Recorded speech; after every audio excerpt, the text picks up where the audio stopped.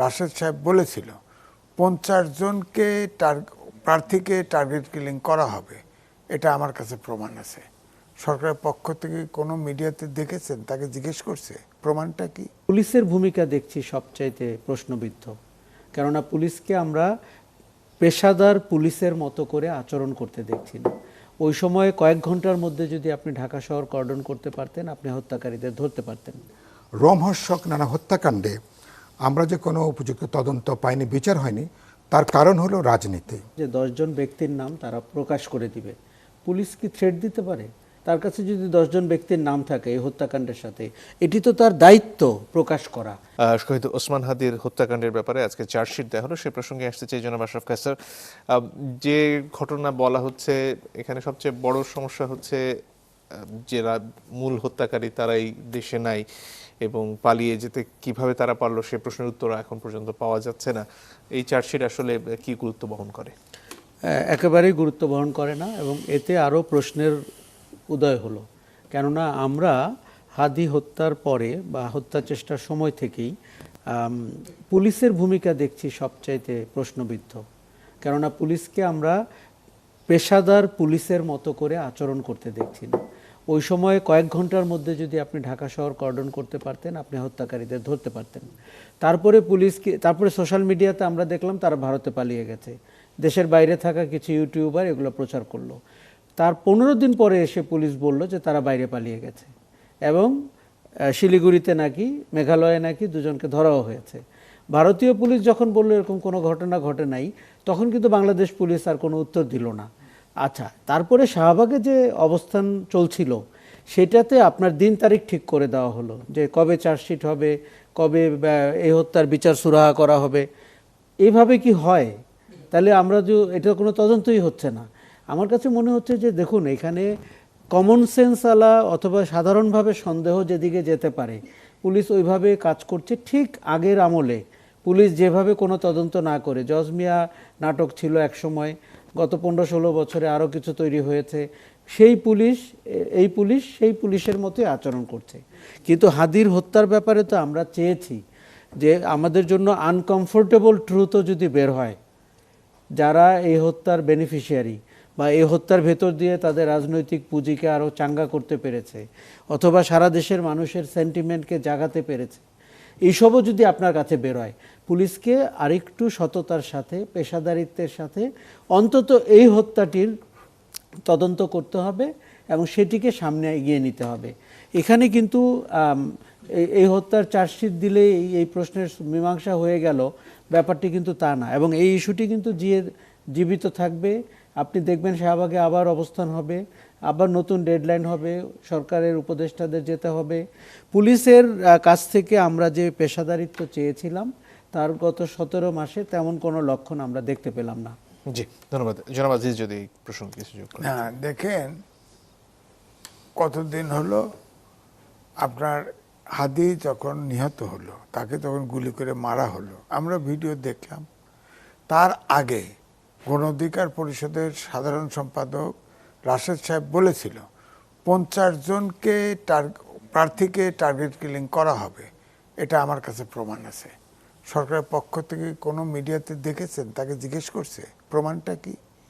তারপরে হাদিকে গুলি করে হত্যা করা হলো, এবং তাকে যে হত্যা করেছে জানা গেছে যে সে তার আপনার মিছিল মিটিংয়ে ছিল, এবং সে হাদি ছিল সফট টার্গেট। কারণ হচ্ছে সে পায়ে হেঁটে, রিক্সায় চড়ে, বিনা পয়সায় ইলেকশন করতেছিল। নূতন একটা আপনার ফরম্যাটে সে ইলেকশন করতেছিল। সে রাস্তায় হেঁটে, তাকে তো যে কেউ গুলি করে মারতেও, কিন্তু তার নিরাপত্তাটা এনশোর করলো না কেন? 1, 2, তাকে গুলি করে হত্যা করা হলো, সেটার ছবিও দেখানো হলো, অনেক কিছু আমরা দেখলাম, তো জুমে দেখানো হলো না, সিসি ক্যামেরা। সে দেশে আছে না বিদেশে আছে এখনো কনফার্ম করতে পারলো না। চার্জশিট কোথায় মোহাম্মদপুরের এক কমিশনারকে আসামি বানায় চার্জশিট দিয়ে দিতেছে অনুপস্থিতিতে। শেখ হাসিনার মতো অনুপস্থিতিতে ফাঁসি দিয়ে দিল, এটা কেউ বিশ্বাসযোগ্য হলো? 17 জন আসামির মধ্যে তারা বলছেন 12 জন গ্রেফতার আছেন। না, গ্রেপ্তার আছে, তাদেরকে সব ওই বলা আছে না 312 ধারা আর 302 ধারা, 2 ধারার তো আছে আসামি, দিবে ফাঁসি দিয়া, হয়ে গেল, বিচার হয়ে গেল। এভাবে জোড়াতালি তো বিচার হয় না তো। এটা খুনের মামলা, এবং যেভাবে আলোড়িত হয়েছে হাদির মৃত্যু, এরকম ভাবে আলোড়িত একটা জিনিসকে এরকম জোড়াতালি দিয়ে আমি যে পুলিশকে, যেমন আশরাফ কায়সার বললো পুলিশকে দোষ দিচ্ছে, পুলিশ তো ট্রমার মধ্যে আছে। দেখেন না কয়েকদিন আগে একটা ছেলে যা থানা যা বলছে না যে আমরা এরকম থানা পোড়ায় দিছি, এই সেই ছাড়ো, লোক ছেড়ে দিছে। আমার তো মনে হয় বিচারকও টমাতে আছে, বিচারের কাছে কাছে যে স্বীকার করছে যে আমরা থানা পোড়ায় দিছি, তারে বেল দিয়ে দিছে। তো সব জায়গায় তো এখনো টোমা কাটে নাই তো। তো আপনি চিন্তা করেন যে এই যে চার্জশিটটা দিচ্ছে, কারণ ইনকলাব মঞ্চ শাহবাগে ছাড়ছে না যে বিচার না হওয়া পর্যন্ত ইলেকশন হবে না এবং আমরা ছাড়বো না। এই জন্য আমার মনে হয় যে তাদেরকে বুঝ দেওয়ার জন্য একটা চার্জশিট দাঁড় করানো হয়েছে নির্দেশ মতো। পুলিশ হয়তো নির্দেশিত হয়ে চার্জশিট তৈরি করছে, হ্যাঁ, যাতে ওখান থেকে সরে। মঞ্জুর, শুধু এক লাইন বলি, এর আগে পুলিশ প্রেস কনফারেন্সে বলেছে যে 10 জন ব্যক্তির নাম তারা প্রকাশ করে দিবে। পুলিশ কি থ্রেট দিতে পারে? তার কাছে যদি 10 জন ব্যক্তির নাম থাকে এই হত্যাকাণ্ডের সাথে, এটি তো তার দায়িত্ব প্রকাশ করা, সেটি তো পেশাদারিত্বের সাথে করতে হবে। তারা অনেকটা প্রেস কনফারেন্স থেকে উঠে যাওয়ার সময় বলল যে আমাদের কাছে 10 জন ব্যক্তির নাম আছে, আমরা কিন্তু প্রয়োজনে প্রকাশ করে দিব।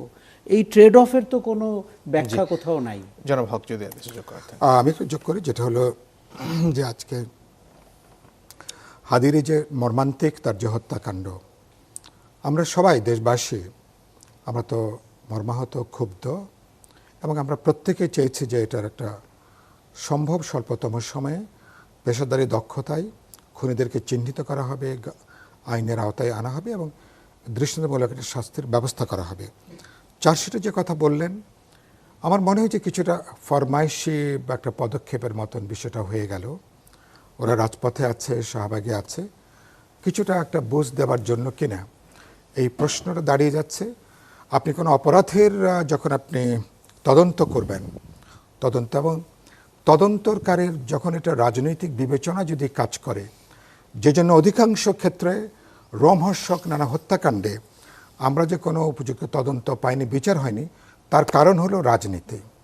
এটা যে ব্লেম গেম যেটা আমরা দেখে আসছি এ পর্যন্ত, প্রত্যেকেই মানে এটাকে ব্লেম গেমের মধ্য দিয়ে যেটা সুবিধা পায় কি, প্রকৃত খুনিরা, অপরাধীরা, হত্যাকারীরা তারা কিন্তু তারা ঘটনার বাইরে তারা চলে যায়। এদিক থেকে এটা ফরমাইশি একটা তদন্ত ওই চার্জশিট হলো কিনা আমি যথেষ্ট উদ্বিগ্ন। আর আমি একই সাথে মনে করি যে সম্ভবত তারা একটু তাড়াহুড়ো জায়গায় যাচ্ছেন, ওরা রাজপথে আছে, ওদেরকে বুঝ দেওয়া দরকার সেই জায়গা থেকে। আমি ঠিক আছে, এটা একটা ভালো উদ্যোগ, কিন্তু যেটা একটু আগে কাছের যেটা বললেন, পুলিশের যদি 10 জন যারা এর সঙ্গে যুক্ত থাকতে পারে, তাদের তো উচিত ছিল বহু আগে তাদেরকে আইনের আওতায় আনা।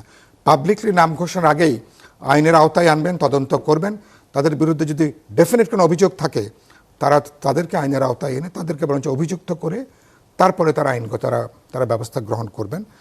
এই জায়গায় যাওয়া ছাড়া একটা সমস্যার সমাধান করতে যে আপনি নতুন প্রশ্ন, নতুন একটা অবিশ্বাসের জায়গা তৈরি করলেন কিনা পুরনো জমানার মতন, তাহলে কিন্তু বিচারের নামে কিন্তু আমরা কিন্তু প্রকৃত হয়তো বিচার কিন্তু নাও পেতে পারি। আমি আশা করব এগুলো তারা ভেবে দেখবেন এবং রাজনৈতিক চিন্তার বাইরে যে পেশাদারি দক্ষতার সাথে খুনি অপরাধীরা চিহ্নিত হবেন, তাদেরকে তারা আইনের আওতায় আনবেন।